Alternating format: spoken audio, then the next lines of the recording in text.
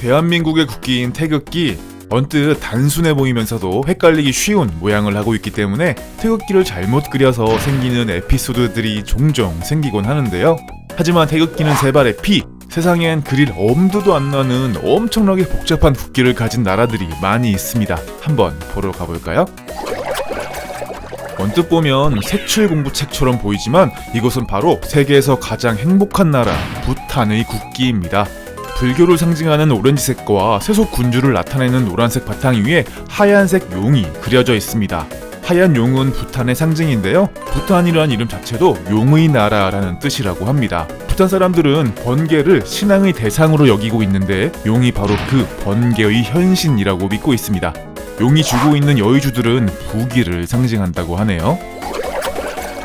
바티칸 시국과 모나코 다음으로 유럽에서 세 번째로 좁은 땅을 가지고 있는 산 마리노는 높은 고도로 인해서 여름에도 시원하기 때문에 관광객들이 많이 찾는 유명 휴양지인데요.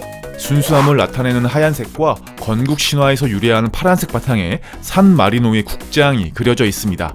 이 국장에는 티타노 산에 서 있는 세 개의 탑과 이를 지키는 방패, 독립국가로서의 주권을 나타내는 왕관이 그려져 있고요. 공화국의 안정과 자유를 나타내는 참나무와 월계수, 그 밑의 리본에는 라틴어로 자유라는 글이 쓰여져 있습니다.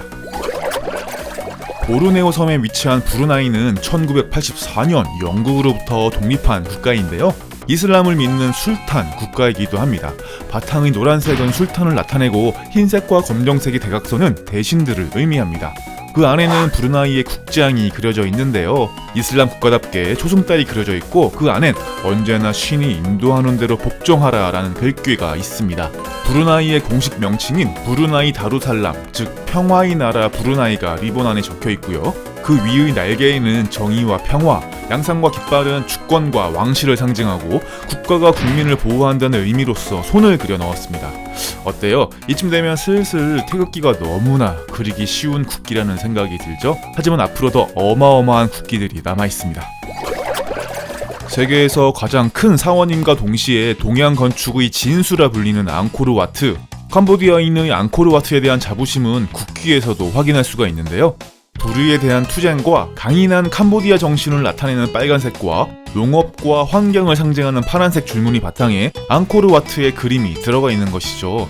얼핏 보면 단순해 보이는 국기지만 자세히 들여다보면 정말 앙코르와트가 굉장히 세밀하게 묘사되어 있는 것을 알 수 있는데요. 국기 그리기 수업에서 좋은 점수를 받을 수 있는 학생은 없을 것 같죠?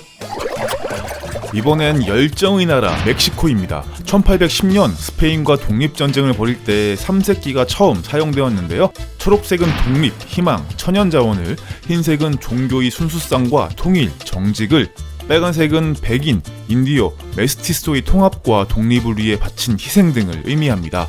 독수리가 뱀을 물고 앉아있는 호숫가 선인장이 있는 곳에 부읍을 세우라는 아즈텍 제국의 건국 신화를 상징하는 문장도 가운데에 들어가 있습니다. 잉카 문명의 탄생지이자 300년간 스페인의 지배를 받아왔던 페루. 1825년 페루가 스페인으로부터 독립하면서 만들어진 페루 국기는 세기의 띠와 페루를 상징하는 문장으로 이루어져 있습니다. 페루의 독립 영웅인 호세 산 마르틴의 군대가 스페인에 맞서고자 피스코에 상륙했을 때 붉은 날개와 흰 가슴을 가진 새가 갑자기 날아올라서 사람들을 놀라게 했다고 하는데요. 이를 기념하기 위해 빨간색과 흰색의 줄무늬를 국기 바탕에 넣었고요. 방패 문장 안에는 고산지대에 사는 비쿠냐와 약품으로 쓰이는 친초나 나무, 그리고 고대 그리스 신화에 등장하는 풍요의 상징인 코르누코피아가 그려져 있습니다. 이 방패를 월계 관과 월계수 잎, 그리고 야자수 잎이 감싸고 있는 형태가 바로 페루의 국기입니다. 영국의 식민 지배를 받았다가 영연방의 일원으로 독립하고 지금은 영연방을 탈퇴해서 완벽한 독립국가가 된 피지. 하지만 국기에는 아직도 영연방 시절의 흔적이 많이 남아 있습니다. 태평양을 상징하는 하늘색 바탕의 왼쪽 상단에는 영국 국기가 그려져 있고 오른쪽 하단엔 피지의 문장이 그려져 있습니다. 방패 문장 속 성 조지의 십자가를 중심으로 상단에는 영국 왕실을 상징하는 왕관을 쓴 사자가 있고 노아의 홍수에서 유래한 비둘기와 바나나, 코코야자 등이 그려져 있습니다. 사실 피지의 국기는 그동안 몇 차례 바뀌어 왔는데요. 개인적으로는 가장 처음에 만들었던 이 국기가 가장 마음에 드네요. 적도선이 지나가는 적도의 나라 에콰도르. 에콰도르라는 이름 자체도 스페인어로 적도라는 뜻이라고 하는데요. 콜롬비아, 베네수엘라와 같이 속했던 옛 대콜롬비아 공화국의 3세기에 에콰도르의 문장을 더한 국기를 사용하고 있습니다.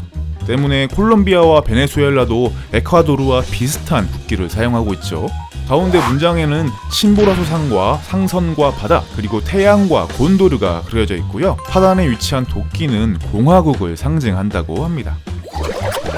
중앙아메리카 유카타 반도에 위치한 벨리즈는 그동안 영국의 식민지였다가 1981년 영연방으로 독립한 국가입니다. 카리브해를 상징하는 파란 직사각형 끝에 빨간 줄을 넣어 독립을 나타내고 있죠. 가운데 문장에는 2명의 주민이 그려져 있고 벨리즈의 특산물인 마호가니 나무와 생활에 꼭 필요한 범선이 그려져 있습니다. 이것을 둘러싸고 있는 50개의 마호가니 잎사귀는 영국으로부터 독립운동을 시작하던 1950년을 나타낸다고 합니다. 투르크메니스탄은 소련이 붕괴되면서 독립한 신생국인데요. 그간 몇 번의 수정을 거쳐서 최종적으로 2001년에 지금의 모습을 하게 된 이 국기를 가지고 있습니다. 예로부터 내려오는 전통적인 카페트 무늬를 5개 넣어서 문화와 전통을 나타내고 이슬람 국가임을 알리는 초승달과 별, 그리고 유엔으로부터 영구 중립국임을 승인받은 것을 기념하는 유엔의 상징 월교 수입까지 이렇게 복잡한 국기 덕분에 세계에서 가장 자세하게 묘사된 국기로 평가받고 있습니다. 자, 어때요? 태국기 그리기가 어렵다고 하지만 오늘 소개해드린 국기들에 비하면 뭐 별거 아닌 것 같죠? 재밌는 시청 하셨으면 좋아요와 구독하기 눌러주세요. 안녕!